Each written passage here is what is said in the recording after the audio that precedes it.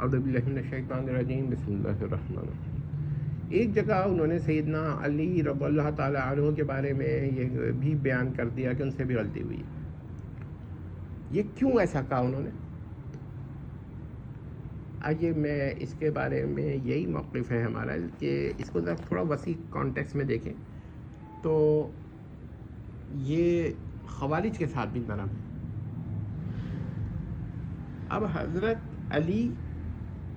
اور کے مخالفین میں خوارج کے ساتھ یہ نرم ہے، اور ان کے ساتھ کیا کہتے ہیں حضرت علی کو بھی غلطی میں قرار دے رہے ہیں، لیکن آپ یہ دیکھیں گے کہ وہی حضرت علی کے لیے غلطی تو کہہ رہے ہیں، لیکن جو شدت حضرت عثمان کے لیے انہوں نے پیش کی ہے نا، وہ شدت ابھی پیش نہیں کی حضرت علی کے لیے،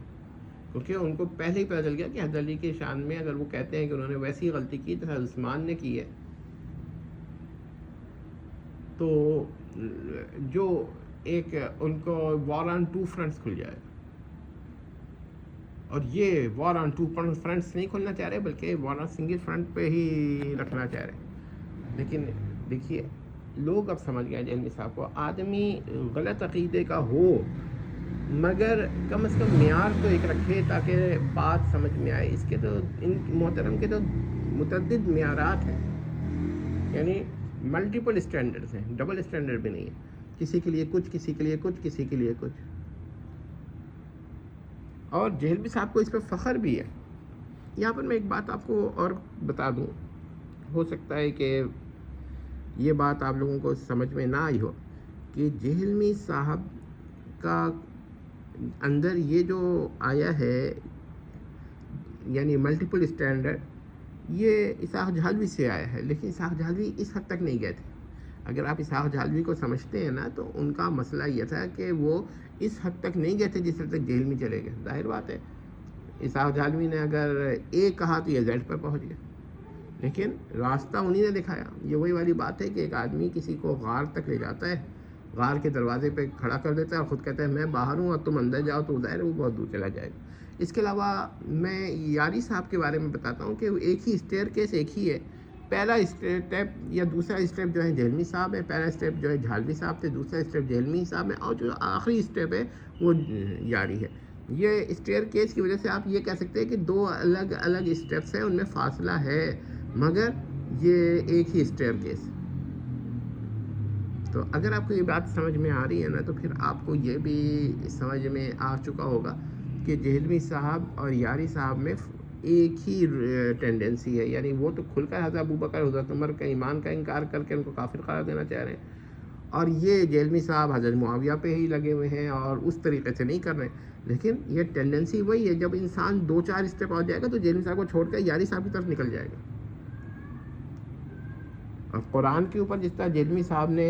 شبہات پیدا کیے، جو مسلم شریف کی روایت لی کہ اس میں جو رضاعت کی ایک بحث ہے کہ یہ آیت تو اب قرآن میں نہیں ملتی، تو اس کو کہا کہ یہ ایک ایسی آیت ہے جو اصل میں ایک اس جگہ نازل ہوئی تھی رسول اللہ پہ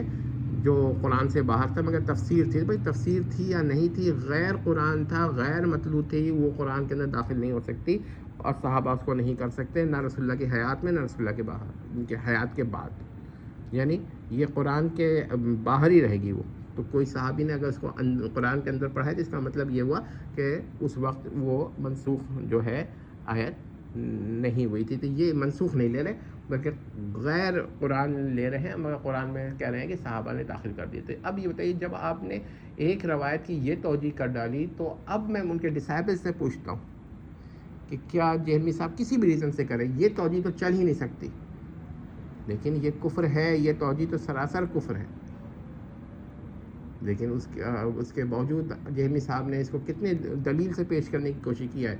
تو اس کا مطلب یہ ہے کہ کفر کو ثابت کرنے کی صحیح کی ہے نا جہلمی صاحب نے، تو اسلام سے نکل گئے جہلمی صاحب۔ اب جہلمی صاحب کہیں گے نہیں مجھے تکفیر کر دی، تو پھر اسے توبہ کریں اور کہیں کہ یہ کبھی قرآن کا حصہ ہی نہیں رہا یہ آیت،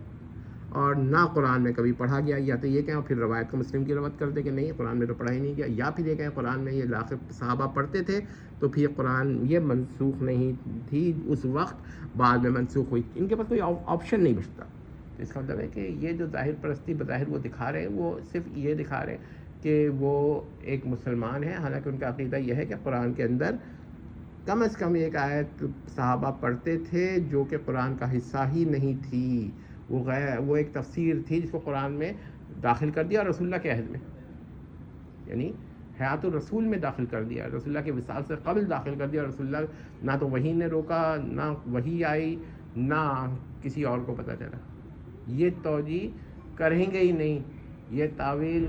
یا توجیہ دونوں نہیں کریں گے کہ یہ قرآن کا حصہ کبھی رہی نہیں اور نہ کبھی صحابہ نے پڑھا. اور اگر یا پھر یہ کہیں کہ قرآن کا حصہ رہی تو پھر یہ غیر قرآن نہیں تھی، یہ قرآن کا حصہ تھی، یہ آیات میں تھی، منسوخ خود تلاوہ ہو گئی. یہ بھی نہیں کر رہے وہ. تو اب ایسے شخص کو آپ کیا کہتے ہیں؟ امید کرتے ہیں کہ آپ کو مسئلہ سمجھ میں آیا ہوگا کہ جہلمی صاحب قرآن کے ساتھ جو کھیل کرنا چاہ رہے ہیں نا، نعوذ باللہ، یہ کفر ہے. جہلمی صاحب کو اس کا اندازہ ہو یا نہ ہو، ان کے اسٹوڈنٹس اور ڈسائپلس کو اس بات کا خوف کرنا چاہیے کہ کہیں قرآن کے ساتھ اس قسم کی باتیں کر کے وہ ایمان سے خارج تو نہیں ہو رہے. یہ سوچ لیں اور یہ نہ سمجھیں کہ یہ علمی کتابیں ہیں، حدیث کا استعمال کریں. حدیث کا غلط انٹرپریٹیشن کرنا بعض صورت میں کفر تک لے جاتا ہے. والسلام.